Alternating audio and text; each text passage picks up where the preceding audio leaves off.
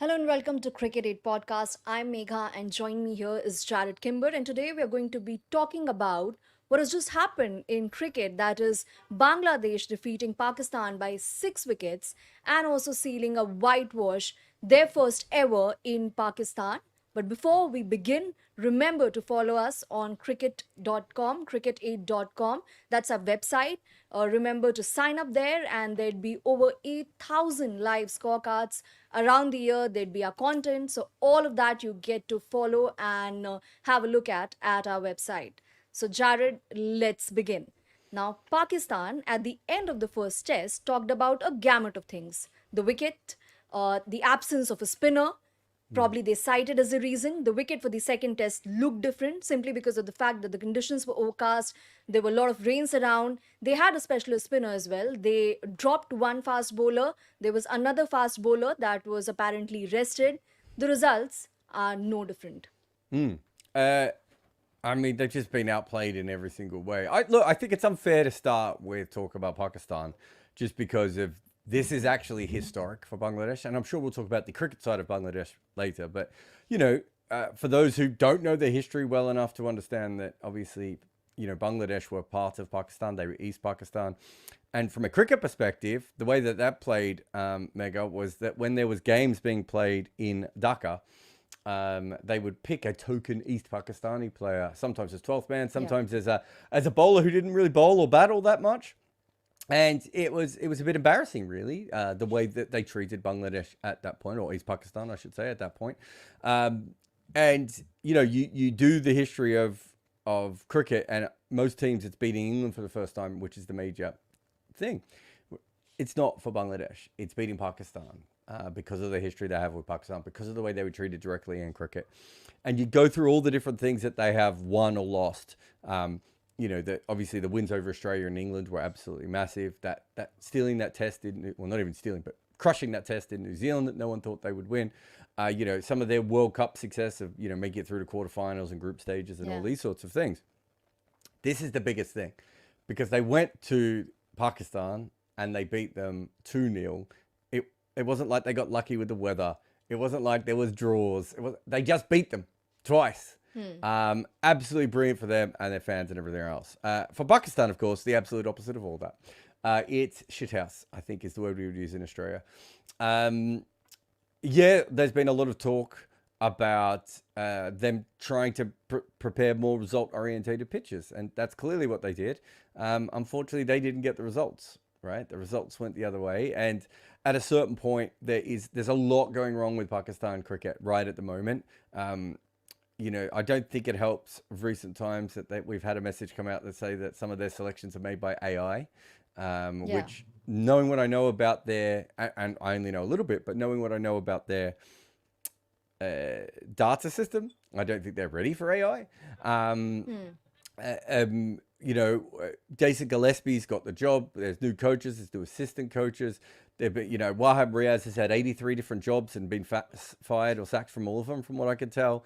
Mohammed Hafiz has had the other 83,000 jobs. He's in and out as well. They're clearly in a state of flux on and off the field. There's still some talent there, but I think when you go through it, like at the moment, Bangladesh, for all their political unrest and their unrest from weather Natural disasters, disaster. all sorts of things, probably looks a little bit more structured from a cricket team perspective.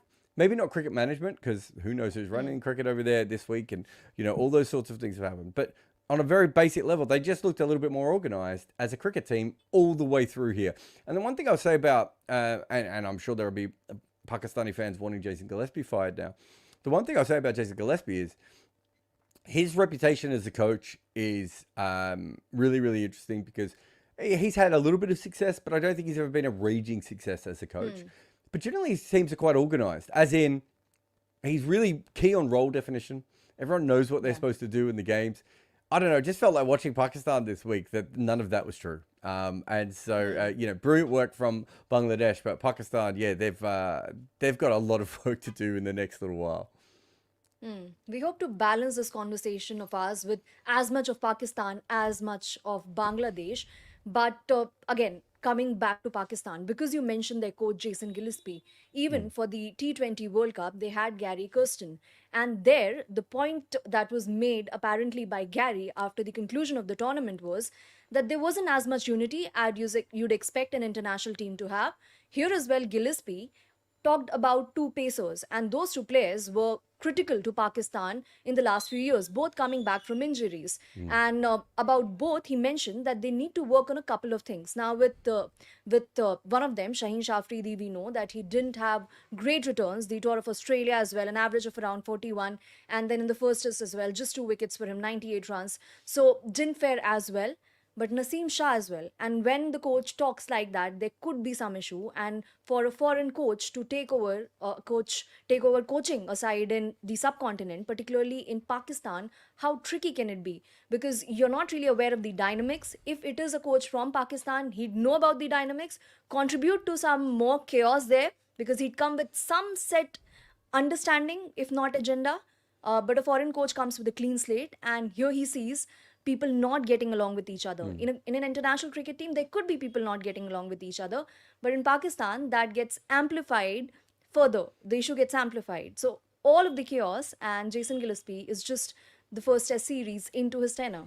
Yeah, and I think that's the problem for Gillespie and Kirsten. They could both be the right coaches, but it's sometimes I forget his name, but Shiv Naran Chandrapal's son, Tej Naran. He was dropped recently, and me and Mash about a year and a half ago did a podcast going, chances are he will get dropped, and here's why he will get dropped. He's made runs in these series, but if you look at what he's got to do coming up, it's actually quite tricky, and there'll probably be a regression, and he'll average less, and they'll lose patience in him, and they get rid of him. Tej Naran's probably still a player who should be batting at the top order for the West Indies, but it's a bit like that with these coaches, where it's like you look at Gary Kirsten, and there was no way to move it around, and you look at Jason Gillespie, he doesn't get a tick for this, but at the same time, he's just come in, and it would be hard to say that it's his loss just because of the timings, right? Like I would say the same if it was a captain or new selection committee or whatever. Sometimes it's very hard to say from that kind of point of view. Look, the teams that are not playing particularly well, Megha, are usually split. Right? Yeah. You get it in successful teams as well. Like, we look back at great teams and say everyone was friends with each other, and that's not really the case. And the narrative is constructed so. Exactly. The Adam Gilchrist, Shane Warne's story isn't really told enough. Tiger Bill O'Reilly and Don Bradman, two stars of the team who didn't see eye to eye. There's plenty of times when that is an issue. And I remember talking to a New Zealand cricketer once, it might have been Ian O'Brien, who was telling me that actually losing brought his team together. The worse they were, the more everyone came in on them, and they were like, we need to group together. So it's not as if those things always work. But what I'm saying is, and this goes back to the original comment, and you picked up on very well here, is if you look at the team, it doesn't look like they're playing the game as a unit. Whereas if you go to Bangladesh, like I was watching them playing, just going, well, he knows what his role is, and he understands how he fits in, and this is the bit where he's going to step up here. And you look at Pakistan at the moment, and it does feel like a lot of individuals, right? And playing and all that sort of stuff. And you go here to Ben, who says, where did my prediction go wrong? So I obviously said that that Pakistan should win the series. So if you look at this, it's not about the talent of Bangladesh, because I talked about that they had some players there that had the ability to do it. But a lot of the Bangladesh players overperformed, and a lot of the Pakistani players underperformed, right? Now, some of that is role definition as well. So, there is an element there of role definition. But when it comes down to it, if one whole group of players finds form and another group of players doesn't find form, I think that's an issue. The other thing I would say is if you look at Pakistan over a period of time now, so I think it might be for my next podcast, someone asked the question of, why is Pakistan so bad? So at the moment, this is the last 3 years of Test cricket. India's Test bowlers average 24.66, Megha, right? Then you've got South Africa and Australia, who are both under 27. England and New Zealand are around 31. Sri Lanka's about 31. Bangladesh is up at 33, so a little bit higher. Pakistan's bowlers are averaging 36.77 per wicket. You can't win Test matches if you don't take any wickets. Yeah. And so you go to the final day of this, and I was away at times, and I was watching some of it on my phone and everything. But I watched the last couple of days quite heavily, or last 3 days, I suppose, of this Test match quite heavily. So I missed a little bit of the first one. But I was watching when Pakistan was at 180 in front, whatever the chase was, right? And I thought to myself, wow, watching the pitch and what's been happening at the moment, and I expect that, and it was overcast conditions. We expected it to swing a little bit. You would expect here Pakistan to be able to put some real pressure on Bangladesh, right? I'm not saying that they were going to win the game, but I expected 2 or 3 wickets for the first 30 or 40 runs, putting pressure on them. Watch those first 6 or 7 overs, and I've watched them twice. I watched them live, and I went back on MV Play, and I watched them again. It's dog shit what they do, right? There's no way Jason Gillespie came out and said to them, can you guys do me a favor? Can you all bowl down the leg side to a guy whose best shot is flicking off his pads, right? Do you know what I mean? Like, there's no way that Shah Masood was saying to them, we're going to get him caught at fine leg here. Just keep bowling this ball down the leg side. And so for about 6 or 7 overs, they could not have been any poorer, the way they went about it. Now, a perfect example of that is, does that mean that they're picking the wrong players? Does that mean they're in the wrong mindset? Does it mean that they don't have players who are confident enough? All these things are perfectly acceptable. Whereas Bangladesh had never done any of this before, right? Like, it's all well and good. And Ben's question is fair. Like, why did we get that wrong? Because Bangladesh had never done this. There was no historical precedence of that. Whereas you look at what was the final chase? 185. I was close enough before. You look at that final chase and you're like, Pakistan could defend this. Right? They've just been rolled for 172. They've got some, Mia Hamza was swinging the ball around. Karim Shahzad could get on a roll. They've got the bowlers to be able to put pressure on to be able to do something. And in the first innings, I mean, what a comeback this was from Bangladesh. In the first innings, what was Bangladesh? 26 for 6. Yeah, right? We're expecting something like that to happen again. But in every step of the way, someone from Bangladesh stepped up. And people from Pakistan did not. And that's the thing that I don't know how you coach that, right? Yeah. Gillespie is seen, as I said before, as a very not structured coach, because that's the wrong way of putting him. He's like, you're good at doing this, I want you to do this. You're good at doing this, I want you to do this. Let's forget about all the other nonsense. You're here in this team to do this role. Forget what they say on social media. This is your position here. He's come into a team in which I just don't think that Pakistan cricket is currently on top of what they need to be able to do. And more importantly, the way to win this series was to take wickets. And Bangladesh worked out how to take wickets, and Pakistan did not. You alluded to AI. Now, after a big disaster has happened, you have to make a statement. You have to try to show that you're doing something different from all that has happened thus far. And that's probably also the reason why Pakistan's domestic structure keeps undergoing massive changes. There's no stability there. There's a Champions Cup coming up. We don't exactly know what all it would entail, but only thing that we know about is they are going to be splurging a lot of money. So how much of AI they're using? Because the reason why Champions Cup is happening is because there's not enough domestic cricket data. That's the reason that they have cited, the PCB has cited. So it's all pretty muddled up. Now, looking at things again from Bangladesh's perspective, and this is something that themselves highlighted as well. At the end of day 2, going unbeaten, no wickets lost, and similarly in this chase as well, 42 without the loss of any wickets, probably that instilled a lot of faith in them. Although their openers didn't want to make a lot of difference to the eventual the score card that we saw, but just the fact that they put up that show upfront made a lot of difference to their belief. And eventually, of course, both the games going in Bangladesh's favor. So there's that batting and 2 once in a lifetime innings. Whether that was Rahim's 191 or Litton Das coming at 26 for 6, again makes its way to the history books, because we don't see such innings when the team is tottering like that. And then to talk about Bangladesh's pace battery. Pace is not something that we've been associating Bangladesh with, but the way the pacers have come up, Taskin Ahmed leading the attack when not injured, so many new names getting added, Rana with his 140 plus 150 at times, all of that makes for a great picture. And also the fact, the role that Alan Donald played to all of it before he, of course, signed off, but the results are there for everybody to see. Yeah, there's so much there to unpack. Let's go to Litton Das, who has had a weird career over the last couple of years. Of essentially got picked up for the IPL on the back of one innings against India, where the rest of us were like, is he a good T20 player? And it turns out maybe not. So I think there's an element of his Test career has been fantastic. I can't remember where he came. I can't remember whether I gave him the most improved Test player award, but I know he was shortlisted.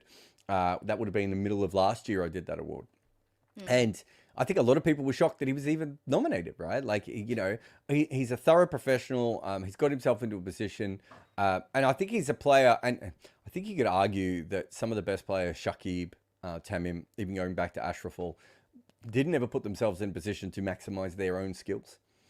And I think Lithan Das is certainly the sort of player who that is what he does. So it was a fantastic innings from him. And as you said, Mushfiqur in the other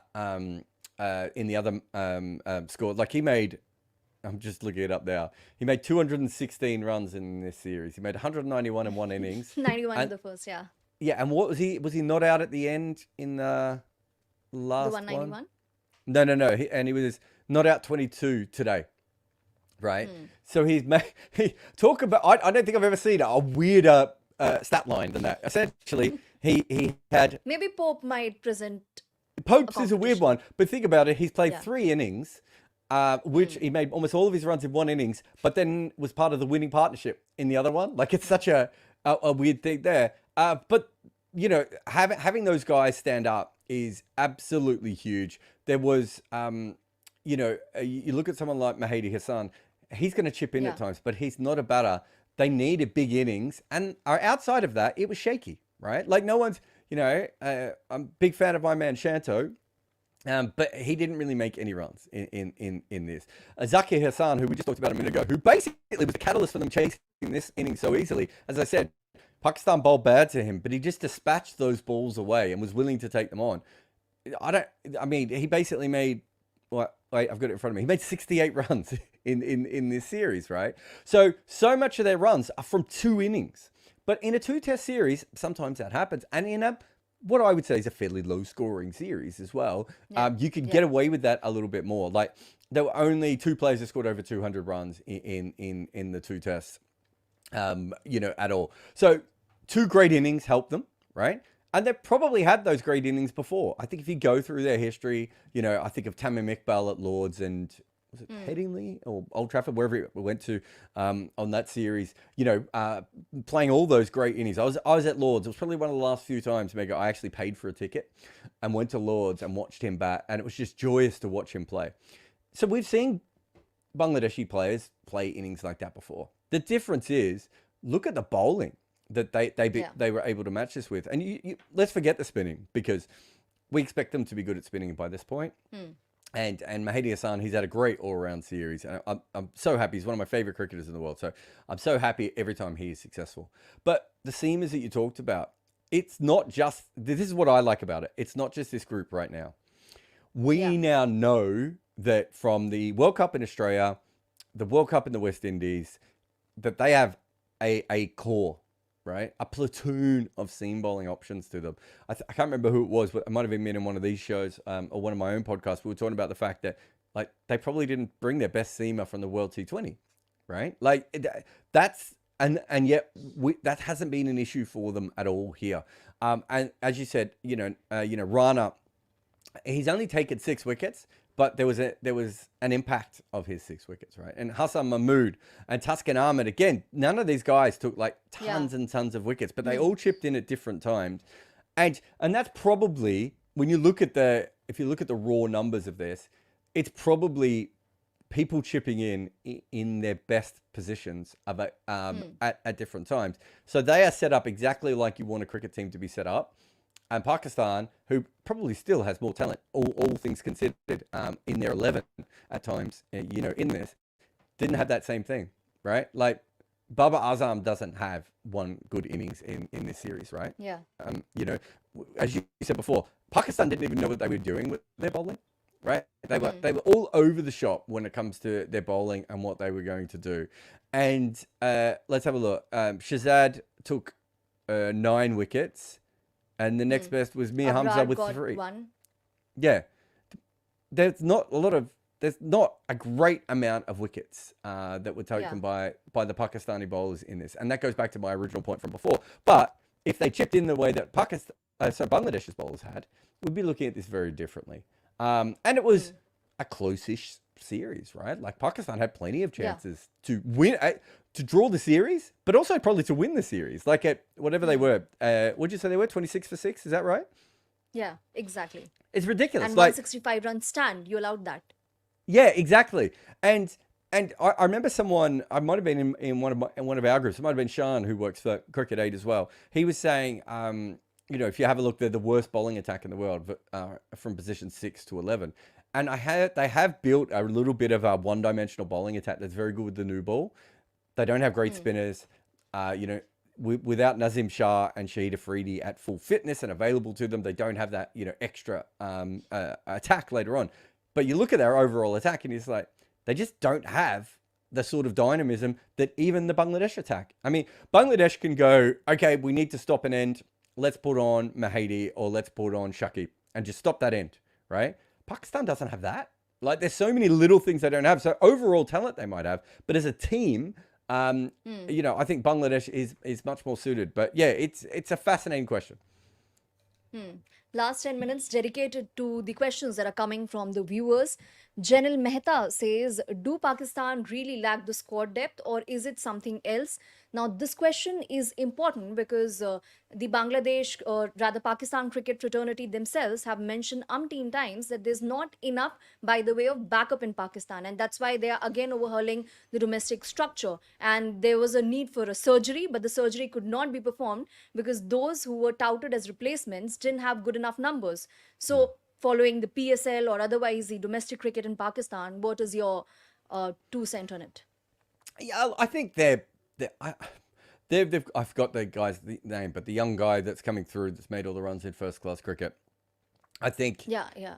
they've got players coming through that are talented. Hmm, I mean, hmm, they hmm. just dropped Imam Al Haq, right?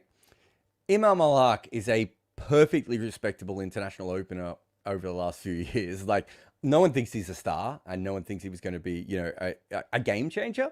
But I Yeah, think but the name. it'd be hard to say you have no depth if you can just flick him away. So I don't think it's that they don't have depth. I think that, in all honesty, that Shaheen Afridi isn't the bowler he was, and Nazim Shah is so hard for him to even play in a game. It seems at the moment. Herrera is the one. Thank you to Shera there. So I do think there is an issue of general fitness. I think being an Asian team without a frontline spinner that you can completely bank on is a bit of an issue. Um, and clearly they just don't feel, I mean, if Australia played in a test in, the peak whacker or a green top in England or New Zealand, right? Nathan Lyon's still going to play, Yeah. right? Pakistan don't have any spinner that they feel even closely remotely Hmm. possible in that level, Yeah. right? Yeah, on spinning decks, they've got some guys and they've certainly got some talent, but they don't really have anyone they trust. So, you start to go through that and you're like, there's a lot of holes in this side. So, yeah, that, you've got Rizwan and you've got Baba, and you've got these newer batting talents that have been coming through, Sword Shaquille and those sorts of, and Aga Salman and, those sorts of players coming Hmm. through. But there's still like gaps all the way through the lineup. Like, it doesn't look like an 11 that you want. And then you talk about depth. It's hard to say they don't have depth when not that long ago they dropped Rizwan, right? Like, Yeah. I just don't think you can make that claim. I think what they don't have is a really strong, balanced 11.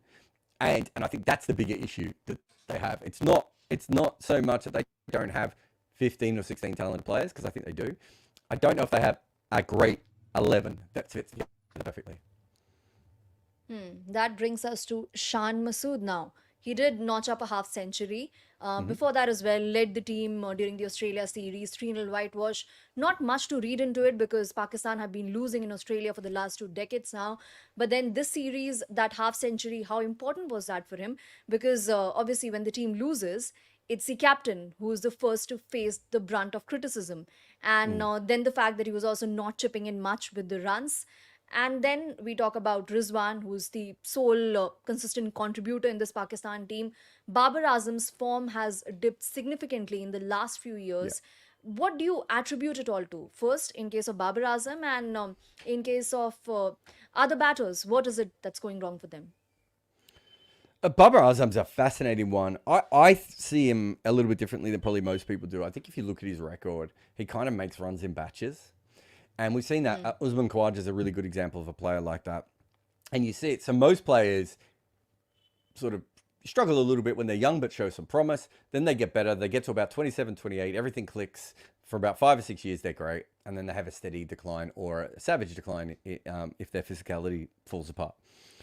But there are players out there who kind of, for about a 2 or 3 year period, everything works and they just make a billion runs. But either side of that, they make none. So Babar Azam's first 2 years of Test cricket might as well be you or me out there, Megha, right? Like he struggled on a level that I've almost never seen before for a player of his talent, right? And we're not talking about him being particularly young. And also, he was smashing the white ball at that stage, right? So it's a really fascinating one for him. Technically, there doesn't appear to be anything wrong. I mean, technically, he's as close to the, one of the most ideal technical players in the world. I can't think of too many players who are more sound, but it just isn't working. And maybe I need to go over to MV Play and just press on all of his videos and just see if there's anything different. But I haven't seen anything technically that is there, which makes it feel to me that it might be a confidence thing. Maybe, or if it is a technical thing, it's something so minor that it's like, it's not easily fixed, if that makes sense. But he doesn't feel like the same player he was before. I don't think anyone can argue with that. And he had a long enough gap as well to prepare for the series, and so did all the Pakistan players. They were denied the NOC to play the Canada T20 League and the 100 as well. But all Probably the for the best time, after what happened with Shakib and the Canadian League, but let's yeah, leave that there. That's for another time. indeed. Now, there are a lot of questions here. Mudassir thinks the Bangladesh India series now gets interesting. Even when India taught Bangladesh, that series was very interesting. The two tests, India, it wasn't really easy for India to get to overcome Bangladesh. They had to struggle for everything. Eventually earned the two test series win. Now, Devang Mehta says, will Bangladesh, yeah, it's the same question. Will Bangladesh challenge India? I mean, they shouldn't. Look, Pakistan is not on any level similar to a team to India at the moment. India has, India has maybe 7 spinners. It might be 12. Yeah. That they would Yeah. pick ahead of any Pakistani spinners, right? Particularly left arm spinners, brimming Yeah, with that variety. exactly. And there was obviously a period where Shaheen Afridi was on a similar path to Jasprit Bumrah, but is not Yeah. Jasprit Bumrah at the moment. And Nazim Shah is not Jasprit Bumrah. So, and that's before you get to Shami as well, right? So we haven't even got to the batting, which there's a big difference of as well. That said, look, Bangladesh should go there thinking to themselves that there is something that they can do. I would like them to go there thinking we can win a test, right? And whether they've ever gone to India genuinely thinking they can win a test before, I know that would be something you'd have to ask, players and everything else. But I remember talking to the associate teams, and Ireland's the famous one. When Ireland had to chase 300 against England in that ODI, generally associate teams, when they were chasing over 300, would try and get to 260, right? And they'd be like, an honourable loss. And that time Ireland went, do you know what? We reckon we can chase this. And then they fell apart, and then Kevin O'Brien saved them in the end. But the belief that they could chase it went all the way down to Kevin O'Brien, and that's why they kept having a go. Bangladesh should have that belief right now, right? They've won a test in New Zealand. They've beaten Australia. They've beaten England. I know not all of these are incredibly recent, but this isn't the Bangladesh team of 7 or 8 years ago. This is a Bangladesh team that should at least believe. Now, that may mean nothing, and they may get absolutely smashed off the park because India's just a much better team than Pakistan in every single way. I can't think of a single way that Pakistan is a better team than India at the moment, right? But Bangladesh should go there with more confidence. There's a really interesting one here from Lutful, who says, do you find any limitations in the Bangladesh team? Look, the best limitation I think you can find is have you go back through the batting card. As I said before, they basically won this test, this series, on 2 individual batting performances. And I think if you're going to win consistently, you're just going to need more guys to step up more consistently than they probably had in this particular, and this is a two-test series, so consistency is a bit of a nonsense one. But what I mean is they need it for that kind of bowling attack that they have, which is varied, which probably doesn't have an world star outside of in Asian conditions, but they can have five bowlers who can all chip in. It should keep them in a lot of games if Shakib and Mehdi Hassan can play together for a long time, because they can both bat. It means that they can play around with their seam bowlers in any sort of order they want. They can play Shakib as a specialist batter. Mahedi can bat as far up as number 7. They can bring us more bowlers in if they wanted to, not that they need to. This is a team not that long ago, Bangladesh, who were playing a specialist number 7 as their batting option. I think they're the last team outside of Jos Buttler, when Jos Buttler briefly did it for England, to have a specialist number 7. Now they could go the complete opposite way if they wanted to. They could bat Shakib at 7 and Mehdi Hassan at 8 and just go, good luck getting us out, everyone. We're just going to stack as many batters as we want. We've still got plenty of bowling and everything else. But they have to make sure that they can consistently make runs. That's the limitation on that kind of side at the moment. But that's the exciting thing of, it's much more interesting if you can find bowling than if you can find batting. South Africa is one of the most fun teams in the world to watch at the moment. And they are, like, some of their batting is absolutely horrendous. But because their bowling is so good, they can keep themselves in games against far better teams over and over again. Bangladesh could be a different version of that going ahead. Going ahead from here now, Bangladesh would be touring India for 2 test series. Pakistan would be hosting England. Now, the question here from Debang Mehta is, what sort of pitch should India prepare for the Bangladesh test series, 2 tests there?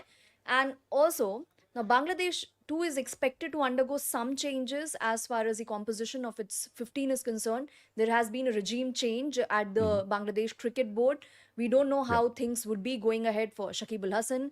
There are conversations around Tamim as well. He's back in reckoning just because there has been a change at the helm at the BCB. So, factoring in all of that, what to expect? It's an interesting one on the pitches. I see some people saying that they should do seaming pitches. I don't think Bangladesh should be massively upset with any of those pitches. I wonder if the best option isn't batting pitches, which is hilarious, being that India's gone completely the other way over and over again for a long period of time now. But on a flat pitch, I just don't see how Bangladesh can consistently make as many runs as India can. Especially against Ashwin, Jadeja, Bumrah. That's 3, but you can throw in Shami as well. So I just don't think that they have the firepower to be able to match India's batting lineup in the same way. So if you are looking if you're looking at making the pitch specifically for one opposition, that's what I'd be doing. But we're also gonna. I don't think this is really about Bangladesh. It's probably more about India. Like, what's India's thought process from here? Yeah. Which direction do they want to go? And I think that's a really important one. Interesting. Sets it up nicely for the coming months. All right, then that's all the time we have as far as this podcast is concerned. The conversation would continue because Rob and Jared and Mash and Jared are, Mash and Rob, in fact, are scheduled to talk more about this and so much more. And once again, reminding you to follow us across our social media platforms and also sign up at cricket8.com for fun games, 8,000 plus live scores around the time of the year, around the course of the year, and also a lot of such conversations that we have on our podcast. As of now, thank you so much for joining. Thank you, Jared. Thank you all. No worries. Bye.